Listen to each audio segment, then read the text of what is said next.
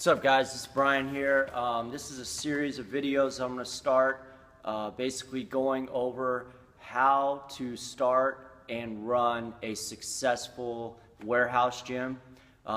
Whether your dream is to have your own CrossFit affiliate, or you've got a boot camp idea that you want to do, strength and conditioning, any type of gym, or if you're just a personal trainer and you're looking for a way to do it successfully when you don't have any money to start out with. Now, that being said, this is the way I did it. I didn't have any investors. Basically, I just had myself, and I really didn't have any money in the beginning. So I always told myself, a little bit of background here, I always told myself that once I got this gym to what I wanted it to be, which in my eyes was a success, by all means I still have way more goals for this gym, but at this point I told myself about 2.5 years ago that when the gym could make enough money to sustain itself, and I was in a large facility, that was my vision of the type of facility I would like to have, and I was being paid through the gym the equivalent of what I was making at my full-time job at the time. That was a success to me. Now, your success may be different than that, but I always told myself once I hit that point, I was going to in some way show other people how to do this, because back at that time when I wanted to start a gym, there wasn't a whole lot of information unless you paid for it. There are guys out there like Elliot House with the Strength Camp, and Zach Evanesh. Zach Evanesh is a big inspiration on what I do, and those guys would help out as far as their info. But as far as the business end of it, for a guy the situation that I was in, I had no idea what I was doing. I couldn't find a whole lot of things online. So hopefully if you clicked on this, it's because you've either got this idea in your head that you want to start your own gym or your own personal training service. You just don't quite know how to do it and how to get started. So today I'm just going to go over the 3 major things that you need to do to just get started. Okay, that being said, this is where you're at a point where you know this is what you want to do. Either you're training yourself and you love being in the gym. You may work a full-time job, but you love being in the gym. You're doing a lot of reading. You may have gone to various seminars, but you got a passion for training and you want to train others. Or maybe you're a personal trainer in a big corporate, big box gym where you're not able to train people the way you want to train them. You have a lot of ideas, but you're not able to train them that way because you're limited, or you're just forced to sell memberships. Maybe you're an understudy or an intern at a local warehouse gym, and you're thinking in your head, I can do this on my own, I just don't know how to do it. All those situations, this is where you've already made that decision that this is what you want to do. And it can be done. Like I said, I started this back in 2012. It's now 2014, almost the end of the year. And I'll just kind of pan around and show you exactly what I have here now.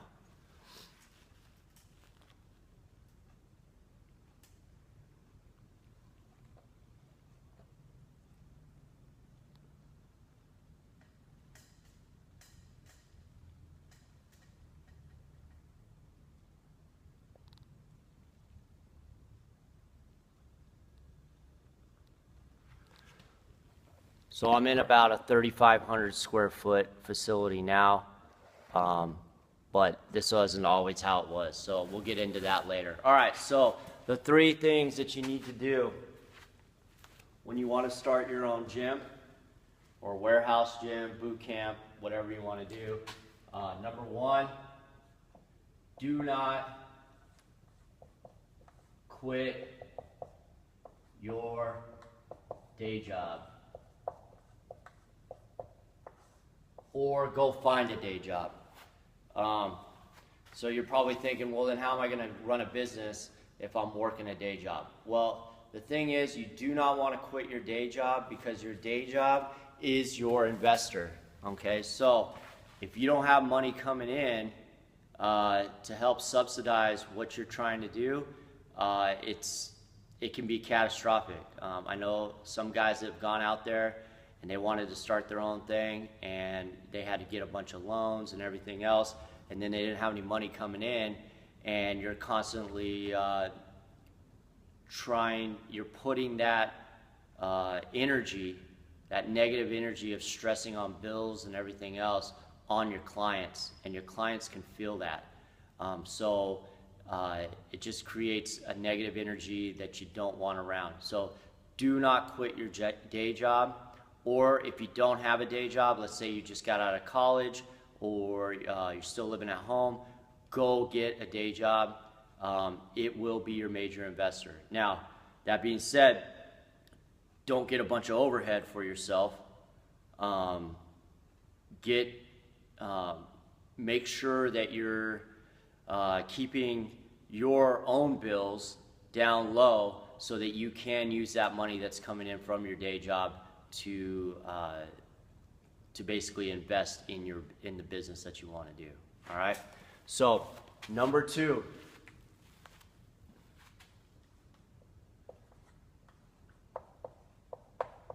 you got to work hard and you got to hustle. Okay. So work hard and hustle. Oh yeah, everybody thinks, yeah, that of course you got to work hard, you got to hustle. But what I mean by that is, there was a time when I was working my full-time job. Basically, I worked in a cubicle. I'd go in at 8 o'clock in the morning. I get off at 4:30. I was working basically IT operations, whatever you want to call it. But I was in a cubicle for 8 hours of the day. When I decided this is what I wanted to do, I found a client at that time that wanted to train at 5 in the morning.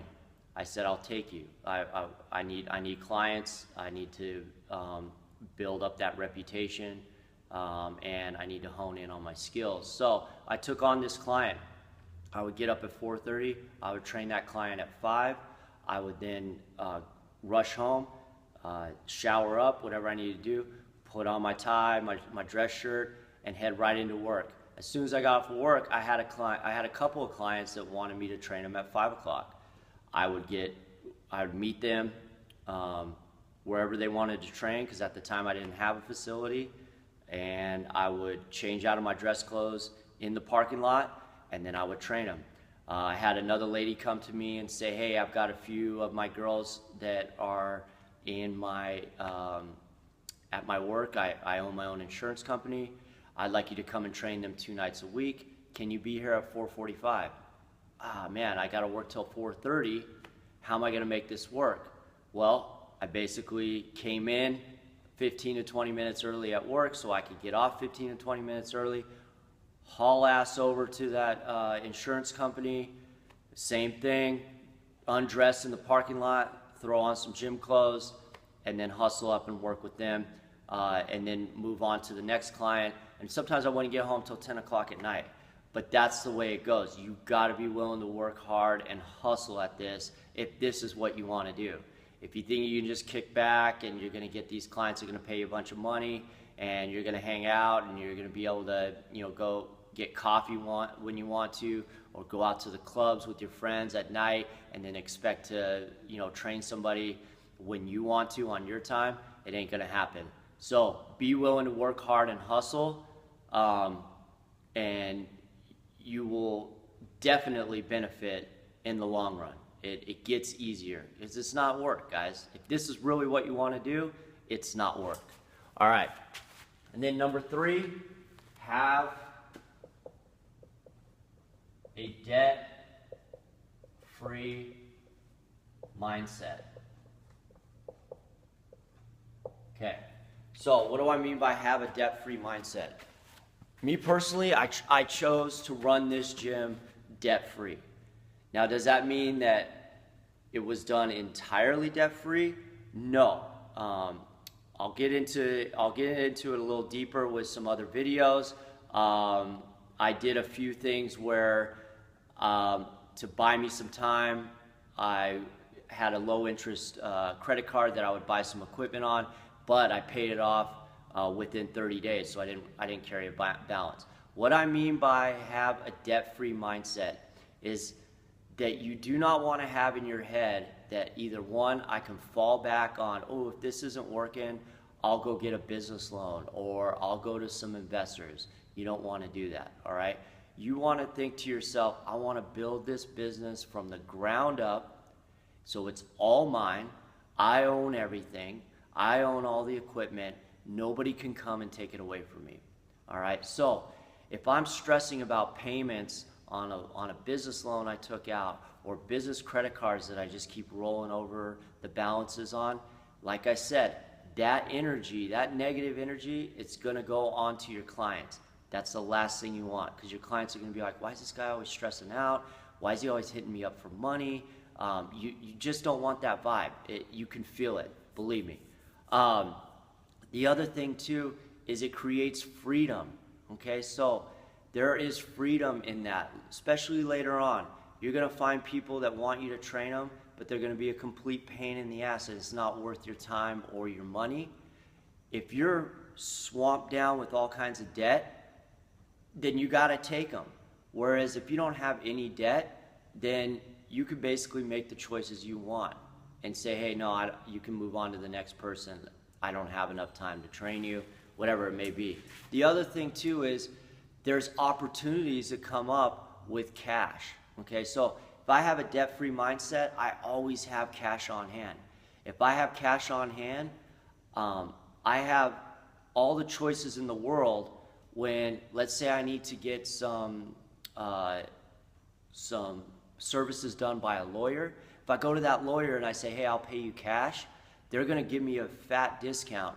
Then if I gotta say, hey, can I do payments or can I pay with the credit card? Maybe they don't take a credit card. Like, if I have cash, then I can definitely get that service done. The other thing is equipment, especially in the beginning. If you have cash on hand, when you find stuff on Craigslist, nobody's gonna take a credit card from you. Make sure you have that cash and then you can negotiate and you can get a lot more stuff with cash. So have that debt-free mindset and it will work out for you tremendously. I've seen too many people failing because of debt. And you just want to stay out of that altogether. It's also going to help you, like I said, when you have your day job, just have that debt-free mindset.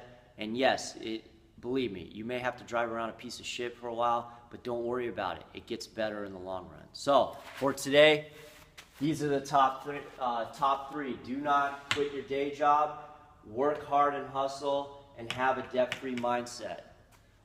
All right, I'll get back at you and we'll start going over how do you start in the beginning, building that clientele, building that reputation. This is Brian, see you. Oh, if you have any questions, email me at Thomason, Thomason, Brian @gmail.com, and it's Brian. All right, see you.